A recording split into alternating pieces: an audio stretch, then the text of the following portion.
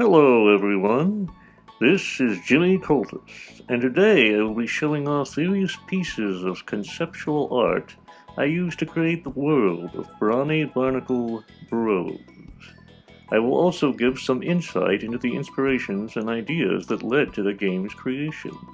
If you want to give this game a try, we strongly advise you pick up Media Molecule's Dreams, which allowed us to bring the Brawny Barnacle Bros to life.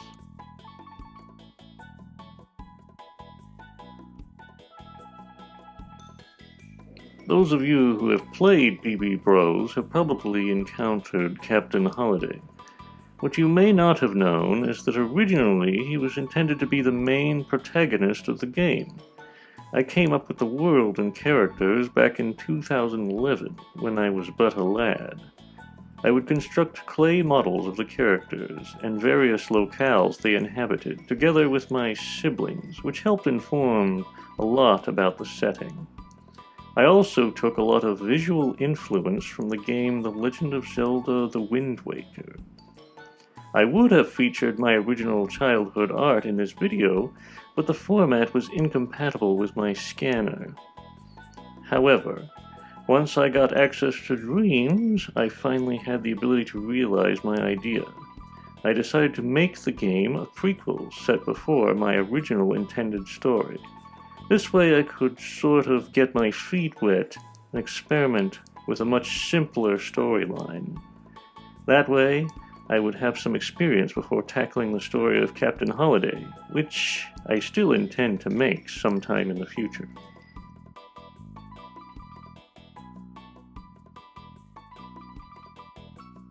The Brawny Barnacle Brothers did feature in my original holiday story, but only as supporting characters.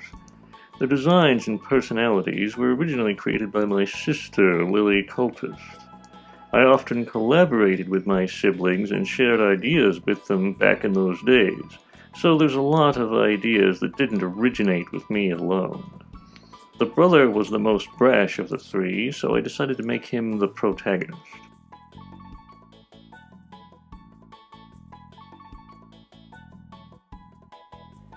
Sandwich Head was originally intended to be playable during an undersea diving segment in which you would explore the ocean floor. I decided to cut this out of the game due to development dragging on too long. Sandwich Head was also going to have a sandwich mini-game in which you could construct your own sandwich, an idea which I later repurposed for Sammy Seal 2. I cut this game because it seemed unnecessary.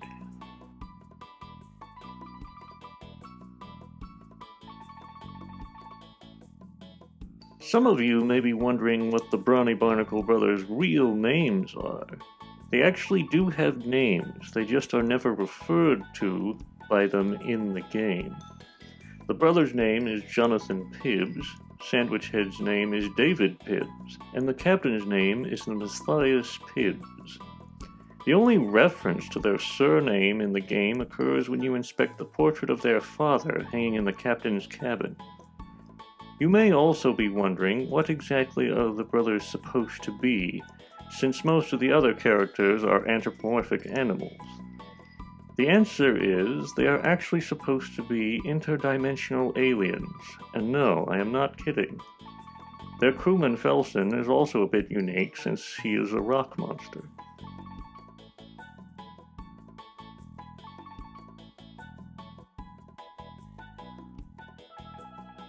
Captain Felix was actually a completely new character I dreamed up to act as the game's secret main antagonist. The whole concept behind his character is that he is a rather unorthodox pirate who is obsessed with science and has a rather posh personality.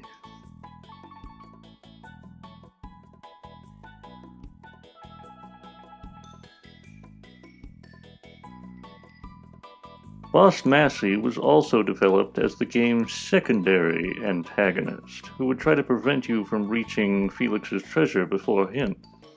His personality and appearance were loosely inspired by the character King Cutler from the 1942 adventure film Reap the Wild Wind. a film which actually inspired many visuals and ideas for the world of BB Bros, strange as it may seem.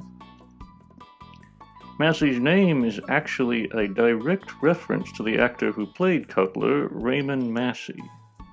The character of Piggins was inspired by Higgins from the 1980s show Magnum P.I.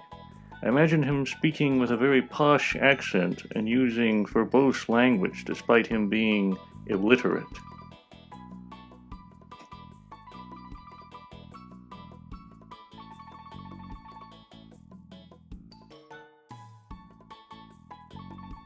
Here are some designs for various members of Massey's crew whom you would encounter as enemies in the game.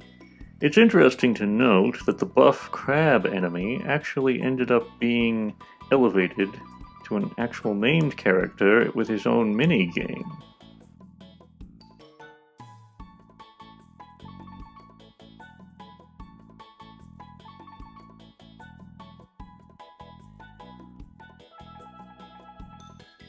More enemy designs.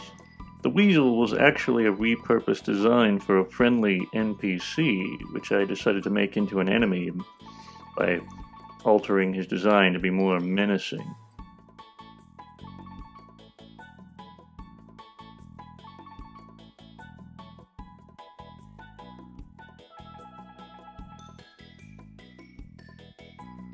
Here are some designs for various NPCs, some of which actually made it into the game. The crew of the Brawny Barnacle Brothers was originally going to be much larger, but I decided to cut down on the numbers to make it feel a bit more ragtag. I wanted the crew to feel small, like they are going up against impossible odds.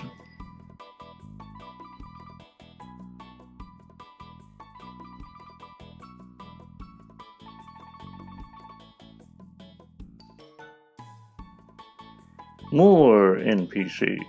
This time, all of them made it into the game except for one. The reporter character, Penegrill, was actually one of the original characters I developed as a child, who would write about all the various fantastic stories occurring on the high seas.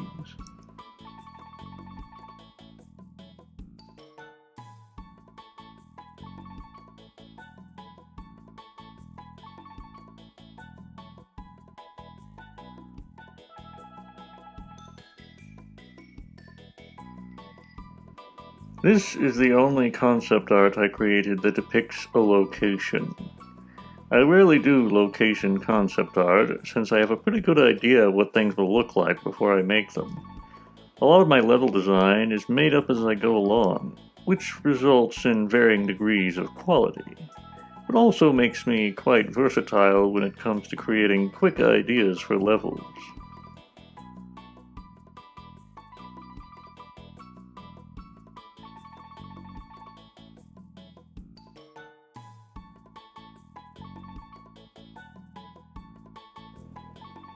These are various designs for ghost enemies you would encounter on Rockford Island. The Phantom was originally going to be a ranged enemy that would fire peas at you from a blowpipe. There was even some dialogue with Penegrill which alludes to the ghost firing a pea at him, but this was eventually cut out. The enemy was also repurposed into a boss in the form of Ghosto, Phantom of the Crypt. The Phantom's peculiar design was loosely inspired by the mask worn by the Phantom of the Paradise.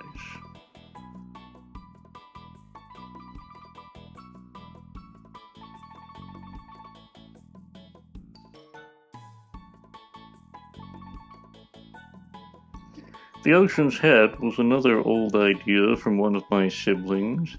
In those days, I used to build clay sculptures depicting various locations and characters, as mentioned before. One of my sisters sculpted this bizarre supernatural machine boat. Apparently the backstory was that it was a haunted ship, which would appear when someone mentioned its name. As for the name, and why it was called the Ocean's Hat, this is due to its resemblance to a hat, and also because my siblings had a tendency to try to weave hats into everything to annoy me.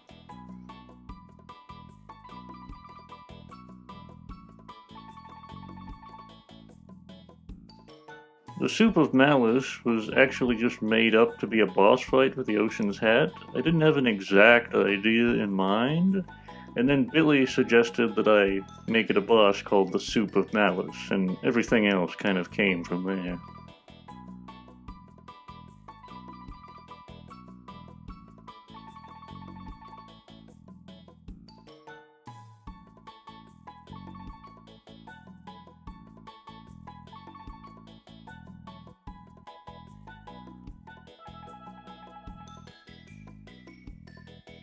Here is some concept art for one of the bosses. I didn't know which bosses would end up in which location, so I kept the design somewhat broad, like they could fit into anywhere.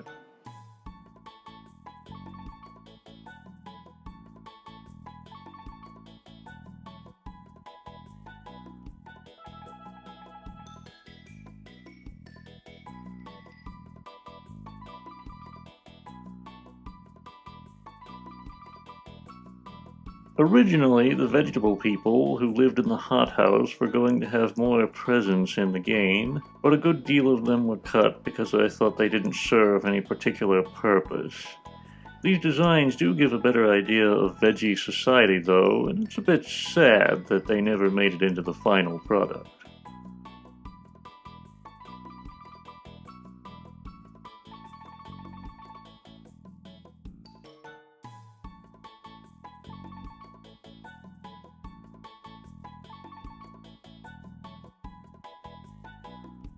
Originally, I had intended to have a bear boss named Monsto in the game, but he ended up being cut because all the boss slots were already filled.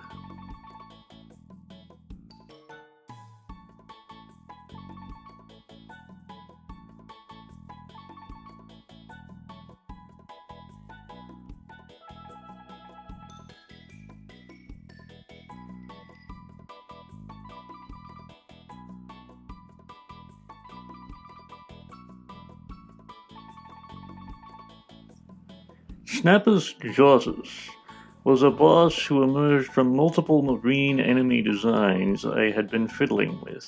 Ultimately, I preferred the weird shark-squid hybrid for his design in the final game.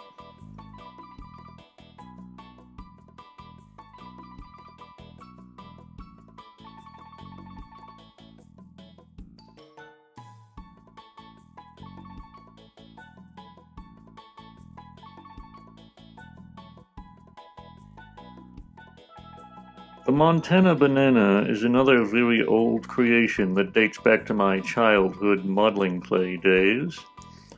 The appearance of it was heavily inspired by an illustration from Delaire's Book of Greek Myths, which featured Perseus fighting a peculiar slug monster with human teeth.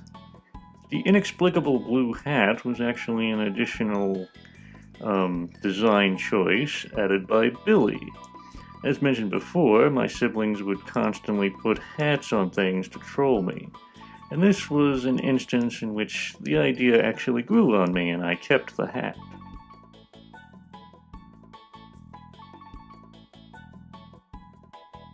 I would like to show a few basic doodles just to give a window into my creative process. I often scribble a bunch of random stuff before refining it into something more artistically pleasing. Well, I suppose that's all for now. Hopefully you found this interesting, whether you play Dreams or are simply interested in conceptual design. If you want to see more of this type of content, you can leave a comment below, although some of my games have very little concept art. If you enjoyed the video, don't forget to leave a like and subscribe. And check out the links in the description to our Art Pal and Coffee if you wish to support us. In the meantime, goodbye.